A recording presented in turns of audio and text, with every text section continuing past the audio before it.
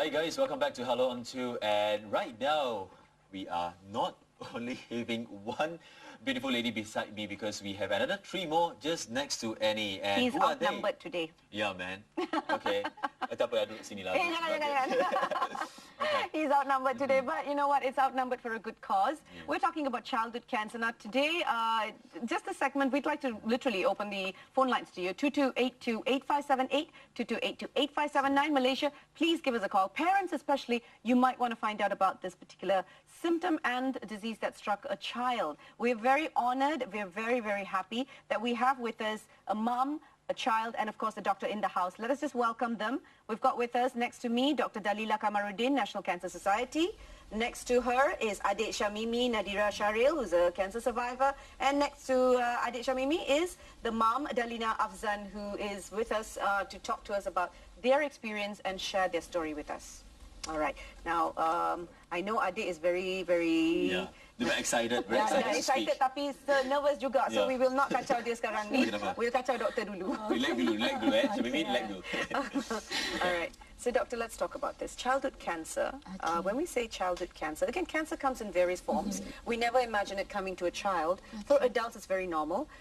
But just let's talk about it. What does it mean when you say childhood cancer? Okay, childhood cancer is basically a cancer that occurs in kids as young from 0 day up to 18 years old. Oh. Now, why does it happen in childhood is a different, if you ask for the risk factor, it's much more different as you compare from childhood children to adults. Okay. Adults, you can say the risk factors includes genetic, environment, diet, obesity, smoking, and so forth. Right. But in kids, although we can say about 5 to 10% is due to DNA mutation, but there are also other factors that is involved, which up to today we do not know 100% why.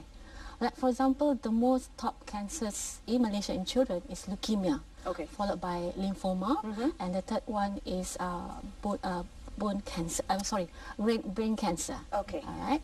Now correct me if I'm wrong, we sort of went into the website and had a look at it, and between Sim and I, we came up with a few which we can't even pronounce at the moment, because let's see now, we've got leukemia, brain and other nervous system tumors, neuroblastoma, Wills tumor, there is one...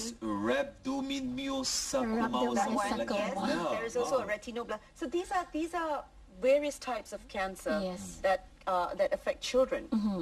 Completely different from adults. But one thing good about kids having cancer is that one, they respond well to treatment, and as compared to during the 70s as to today, the chances of survival is much more better, especially in acute ALL, acute lymphoblastic leukemia, where you could see 90% of them survive for more than 5 years. But I think that's good news. Yes, but we have to bear in mind, you have to follow these kids up for a long time, meaning up to the end of their life. So let's talk about what Adik Shamimi has. What cancer does she have, or rather had? What did she have? Okay, maybe Dalina was basically... You want to share, the story of... how did it start, or how did you discover Shamimi had cancer? Because when you hear her how it started, then you will never imagine that it could happen. That's right. Okay. Shamimi got the cancer on the table on operation theatre to do for hernia operation without knowing the other cancer on that the tumor inside. Hernia operation. Yes.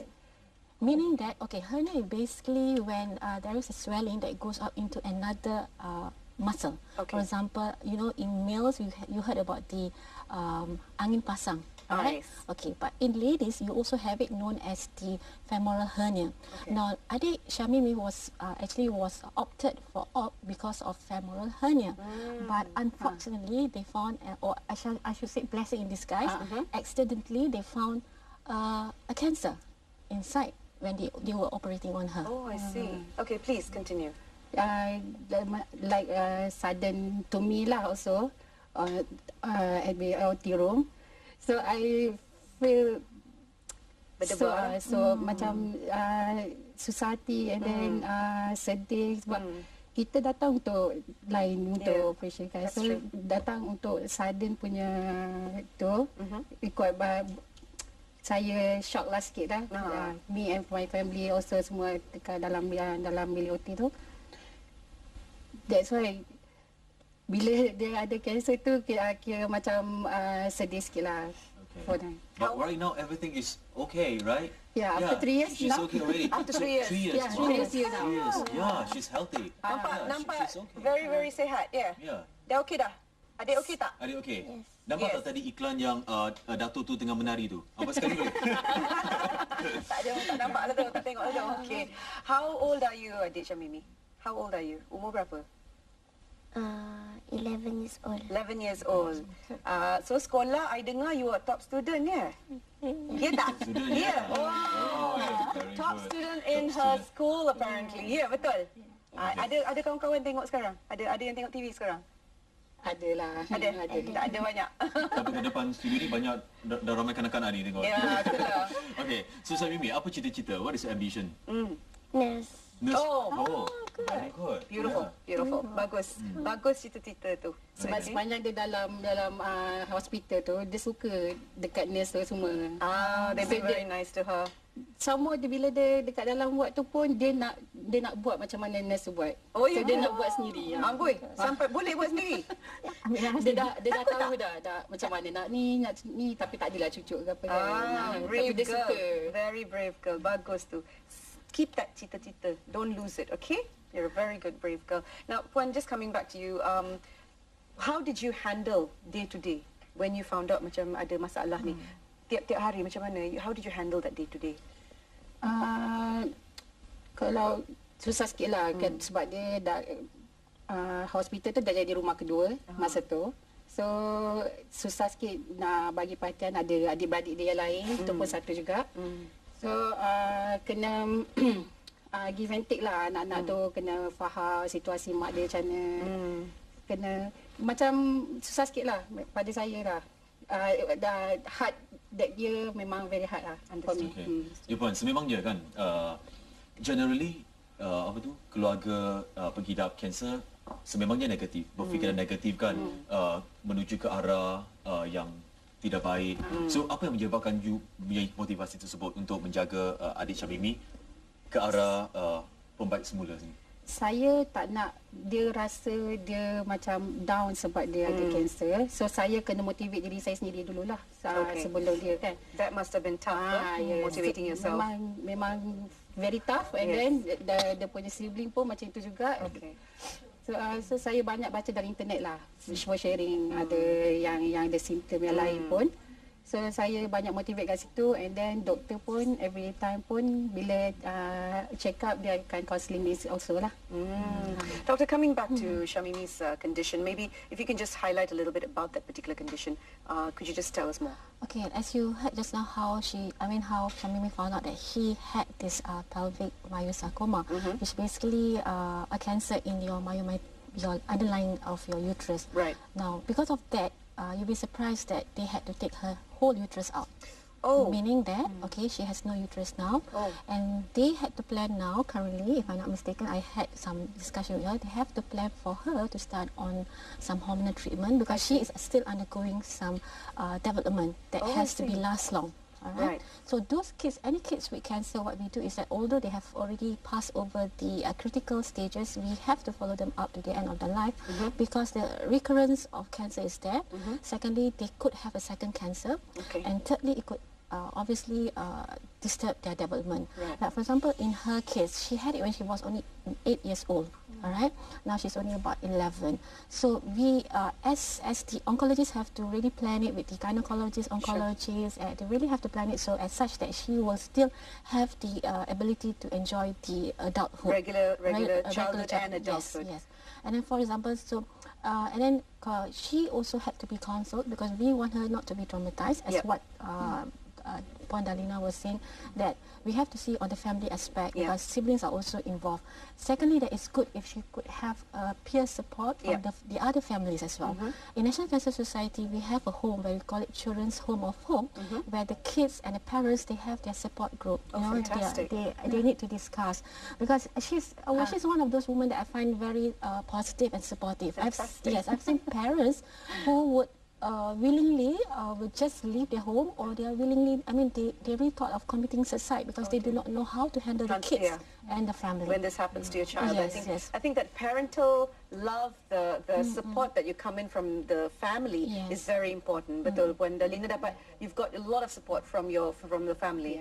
Yeah. And I think Shamimi is very lucky that the siblings have come together and they were giving her enough support as well. Yeah. So Beautiful. what we do in National Cancer Society, besides giving all them support, is that I need to tell you that we have in 2 weeks' time, we have our Relay for Life. Oh yes, that's right. Yes, Yes, which will be the happening. very always every year Yes. you have this Relay Yes. for Life happening. Okay, for this year, we'll give a special survival lab for the kids with the children with cancer. So they will be the forefronters. So they will be the first one to go, and then will followed by the adults, cancer survivors, and the rest of us. Okay. So inviting all of you to come and join us, 20th, 21st. Definitely, All right. definitely. 20th and 21st, yeah? Yes. Okay, now once again, just very quickly shout out to all our viewers out there. 20th and 21st of September is Relay for Life. If you don't know what Relay for Life is, it's very simple. It's basically showing support for cancer survivors or people who have lost their life to cancer. If you have someone who in your family battled cancer, is battling cancer, this is the time you actually take that stand and say, I show my support